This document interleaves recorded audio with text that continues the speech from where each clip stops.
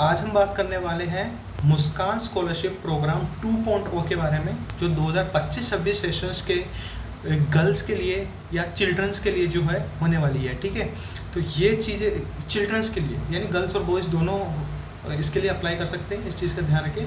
तो मुस्कान scholarship programme 2.0 के बारे में बात करते हैं। तो ये किसके द्वारा इनिशिएटिव है? वोल्वोलाइन कम्युनिटी प्राइवेट लिमिटेड द्वारा चलाई गई एक स्कॉलरशिप है, जो कि किसको दी जाती है? चिल्ड्रंस और कमर्शियल ड्राइवर। कमर्शियल ड्राइवर कौन से होते हैं? जो कमर्शियल गाड़ियाँ चलाते हैं, जैसे ट्रक चलाते हैं या किसी कंपनी के अंदर कुछ गाड़ियाँ चलाते हैं, तो उनके ड्राइवर्स जो होते हैं उनके बच्चों के लिए, मैकेनिक जो होते हैं उनके बच्चों के लिए, और जो EWS कैटेगरी से आते हैं उनके लिए जो है ये स्कॉलरशिप होने वाली है। इकोनॉमिकली वीकर सेक्शन से आने वाले, यानी कि इकोनॉमी वीकर सेक्शन से जितने भी बच्चे आते हैं उनके लिए स्कॉलरशिप होने वाली है। ठीक है, इसमें क्या होगा? 9 से 12 तक के बच्चों के लिए स्कॉलरशिप होने वाली है, तो उनको जो है 12,000 रुपये की जो है स्कॉलरशिप अमाउंट जो है दिया जाएगा। ठीक है, तो मुस्कान स्कॉलरशिप प्रोग्राम जो है एक वोल्वोलाइन कम्युनिटी प्राइवेट लिमिटेड VCPL की तरह दिया जाने वाला एक एजुकेशनल सपोर्ट है, जो कि कमर्शियल ड्राइवर, चाहे वो लाइट मोटर व्हीकल, यानी कि आपके फादर वगैरह जो है अगर वो कार चलाते हैं लेकिन कमर्शियल कार चलाते हैं तो आप उसके लिए एलिजिबल होंगे। मतलब कुछ गाड़ियाँ होती हैं ना, जैसे टैक्सी वगैरह आ रही है, टैक्सी चलाते हैं, ऊबर ओला ये सब चलाते हैं, तो उनके लिए ये होने वाली है। उसके बाद हेवी मोटर व्हीकल चलाते हैं, हेवी मोटर जैसे ट्रक वगैरह चलाते हैं, उनके लिए होने वाली है। आपके फादर जो मैकेनिक है उनके लिए होने वाली है, और इकोनॉमिकली वीकर सेक्शन यानी EWS कैटेगरी से आने वाले स्टूडेंट्स के लिए होने वाली है। इसकी लास्ट डेट जो है वो 30 सितंबर 2025 से सिर्फ 2 दिन बचे हैं, तो जल्दी से जल्दी इसके लिए अप्लाई करें। ठीक है, तो इसकी एलिजिबिलिटी क्राइटेरिया वगैरह क्या है वो अपन सारे देख लेते हैं। पहली चीज़ तो कि 9 to 12 के बच्चों के लिए दी जाने वाली स्कॉलरशिप है। फीमेल और मेल दोनों ही, यानी कि बॉयज़ और गर्ल्स दोनों ही इसके लिए अप्लाई कर सकते हैं। पहली चीज़ कि आप 9th में हो या 10th में हो या 11th में या 12th में अभी पढ़ रहे होने चाहिए। उसके बाद में कुछ स्टेट्स को जो है यहाँ पे डोमिसाइल बताया गया है, जैसे कि southern, eastern and north eastern state, जैसे आसाम, मणिपुर, नागालैंड, मिजोरम, त्रिपुरा, अरुणाचल प्रदेश, सिक्किम, ओडिशा, बिहार, पांडिचेरी, छत्तीसगढ़, केरला, तेलंगाना, आंध्र प्रदेश, झारखंड, कर्नाटक, मेघालय, तमिलनाडु और वेस्ट बंगाल, यहाँ के आप निवासी होने चाहिए। इन स्टेट के और इन जो यूनियन टेरिटरी यानी केंद्र शासित प्रदेश है उनके आप जो है निवासी होने चाहिए। ये चीज़ बहुत ही इंपॉर्टेंट है। इन स्टेट्स के, इन केंद्र शासित प्रदेश में आप रहते हुए होने चाहिए, इनका डोमिसाइल होना चाहिए। उसके बाद लास्ट क्वालिफिकेशन को जो है लास्ट क्लास में, अगर आप 9th में पढ़ रहे हो तो 8th में आपके कम से कम 60% बने हो, यानी कि लास्ट क्लास में आपके कम से कम कितने बने होने चाहिए? 60% बने होने चाहिए। अभी आप 12th में पढ़ रहे हो तो आपके 11th में 60 बने होने चाहिए। अभी 11th में पढ़ रहे हो तो 10th में 60 बने होने चाहिए। तो लास्ट क्वालिफिकेशन में कितने बने होने चाहिए? 60%।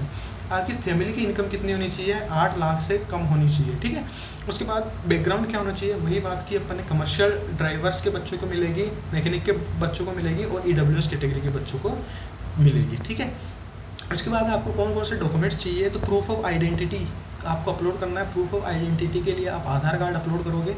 उसके बाद करंट ईयर में यानी 2025-26 में आप कौन सी क्लास में हो, कौन सी क्लास में, 9th में हो, 10th में हो, 11th में, 12th में हो, तो उसका एडमिशन प्रूफ आपको अपलोड करना पड़ेगा। एडमिशन प्रूफ में क्या कर सकते हो? आपने जो क्लास की जो फीस भरी है वो फीस की रिसिप्ट आप अपलोड कर सकते हो। अगर आपका एडमिशन लेटर मिलता है तो एडमिशन लेटर कर सकते हो, या फिर सबसे बेस्ट है ID कार्ड। आप जिस क्लास में हो उस क्लास का ID कार्ड आप जो है अपलोड कर सकते हो। उसके अलावा आप क्या कर सकते हो? स्कूल के प्रिंसिपल ऑफिस में जाके आप बोलो कि मैम या सर जो है मैं इस स्कॉलरशिप के लिए अप्लाई कर रहा हूँ, मेरे को इसके लिए बोनाफाइड सर्टिफिकेट चाहिए, तो वो बोनाफाइड सर्टिफिकेट बना के दे देंगे आपको। ठीक है, तो इन सभी चीज़ों, इन सभी में से किसी को भी आप अपलोड कर सकते हो as a current year admission proof के लिए। ठीक है, उसके बाद में प्रीवियस क्लास की जो आपकी ओरिजिनल मार्कशीट है ना, उसको आपको क्या है? कॉलेज से स्टाम्प लगवाना है और साइन करवाना है। ठीक है, तो कॉलेज के प्रिंसिपल के साइन होने चाहिए और उसके ऊपर स्टाम्प लगा हुआ होना चाहिए।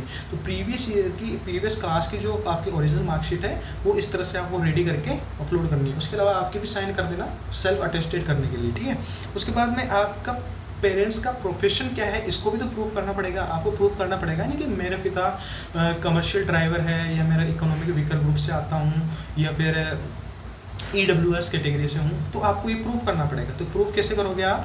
तो प्रूफ करने के लिए क्या करना पड़ेगा आपको?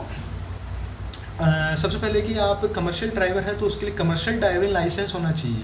कमर्शियल ड्राइविंग लाइसेंस होना चाहिए। अगर लाइट मोटर व्हीकल के हैं तो लाइट मोटर व्हीकल का लाइसेंस हो, हेवी मोटर का है तो हेवी मोटर व्हीकल का लाइसेंस होना चाहिए।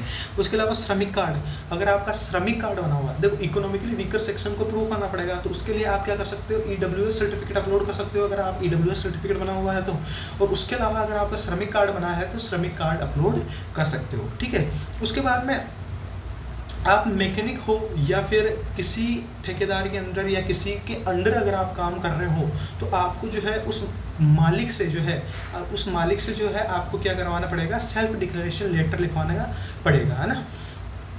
तो सेल्फ डिक्लेरेशन लेटर या फिर एम्प्लॉयर जिसने आपको काम पे लगा रखा है उससे आपको कुछ लेटर बनवा के अपलोड करना पड़ेगा कि हाँ हमारे यहाँ ये मैकेनिक के रूप में काम करता है, या फिर जो है हमारी गाड़ी चलाता है, हमारी जो है उबर ओला ये चलाता है, या फिर जो है मेरे अंडर के अंदर ये ट्रक वगैरह चलाता है। तो वहाँ से आपको सील और साइन, जो उस कंपनी के अंडर जो आप काम कर रहे होंगे या किसी ट्रांसपोर्ट कंपनी के अंडर आप काम कर रहे होंगे या फिर किसी जो है उस कंपनी से जो आपको सील और उसके एम्प्लॉयर उसके साइन वगैरह करवाने पड़ेंगे। उसके बाद में या फिर आप जो है सेल्फ डिक्लेरेशन लिख के उस अथॉरिटी से आप क्या करवा सकते हो, साइन वगैरह करवा सकते हो। फैमिली इनकम प्रूफ देना पड़ेगा ईडब्ल्यूएस स्टूडेंट के लिए। तो इनकम प्रूफ ईडब्ल्यूएस स्टूडेंट के लिए इनकम प्रूफ कैसे दे सकते हो, ग्राम पंचायत या वार्ड काउंसिल या सरपंच या तहसीलदार एसडीएम जो इनकम प्रूफ इशू करता है, इनकम सर्टिफिकेट बनाता है, वो आप अपलोड कर सकते हो।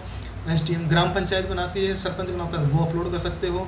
या फिर लास्ट 3 मंथ का जो है आपको आईटीआर रिटर्न, अगर आप सैलराइज पर्सन हो तो वो आईटीआर या सैलरी स्लिप आप अपलोड कर सकते हो। उसके अलावा बैंक अकाउंट की डिटेल आपको अपलोड करनी पड़ेगी, बैंक की डायरी अपलोड करनी पड़ेगी जिसके अंदर बैंक का नाम, ब्रांच का नाम, अकाउंट नंबर, आईएफएससी कोड, ये सारे क्लियरली मेंशन होने चाहिए। उसके अलावा आपको फोटोग्राफ अपलोड करनी पड़ेगी। उसके बाद बीसीपीएल और बडी फॉर स्टडी के जो है मेंबर वो इसके लिए एलिजिबल नहीं होंगे। ऐसा इसलिए होता है क्योंकि अगर इनके बच्चों को अगर एप्लीकेबल कर दें तो ये अपने बच्चों को प्रायोरिटी दे सकते हैं, इसलिए इनको एप्लीकेबल नहीं किया गया। तो ये सारे डॉक्यूमेंट्स की बात होगी।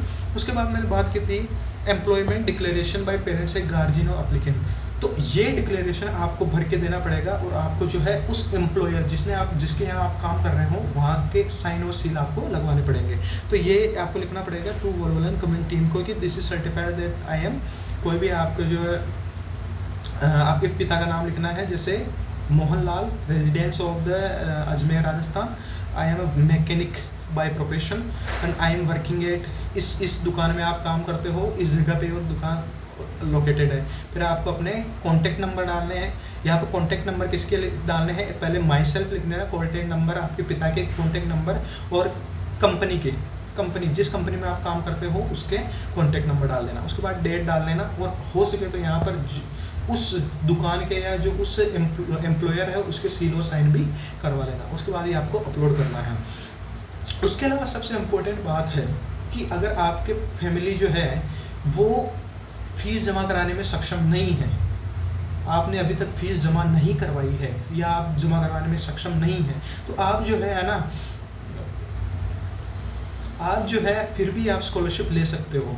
तो इसके लिए क्या करवाना पड़ेगा, आपको स्कूल से जो है आप जिस स्कूल में पढ़ रहे हो वहाँ के प्रिंसिपल से आपको लिखवाना पड़ेगा कॉलेज के लेटर हेड पे कि ये जो बच्चा है ये काफ़ी वीकर इकोनॉमिक ग्रुप से आता है या फिर ये इतनी इनकी क्षमता नहीं है कि ये जो है फीस को एडवांस में पे कर पाए या फिर फीस अभी जमा करवा पाए। इसलिए हम आपसे अनुरोध करते हैं कि आप जो है इसको जो स्कॉलरशिप है वो एडवांस में दे दें ताकि ये अपनी फ़ीस जमा करवा पाए। तो आप अगर ये फीस जमा नहीं कर पा रहे हैं तो आप प्रिंसिपल से ऐसा कुछ लिखवा सकते हैं और आप उनके सील और साइन करवा के अपलोड कर सकते हैं। किस तरह से आपको जो है ये बनवाना है एडवांस फीस जो है सर्टिफिकेट, वो भी मैंने बता रखा है। वो आई बटन पे आप क्लिक करोगे तो वो आपको जो है परफॉर्मा मिल जाएगा। उस तरह का परफॉर्मा आप जो है स्कूल कॉलेज से लिखवा सकते हो विद साइन और सिग्नेचर और कॉलेज के लेटर हेड पर आप अपलोड कर सकते हो, ठीक है।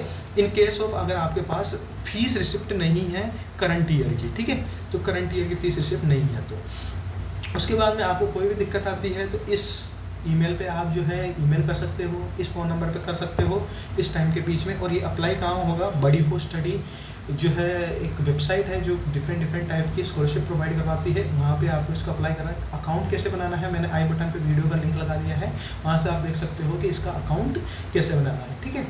और इस तरह की कई तरीके की स्कॉलरशिप आती है, आप उससे मिस ना हो जाओ, इसलिए आप जो है इस चैनल को सब्सक्राइब कर लें। अगर आपके वीडियो थोड़ा सा भी पसंद आया है तो इसको लाइक करें, अपने फैमिली मेम्बर फ्रेंड्स को कॉलेज के ग्रुप में इसको शेयर करें, स्कूल के ग्रुप में शेयर करें, ताकि लोगों को इसका बेनिफिट मिल सके।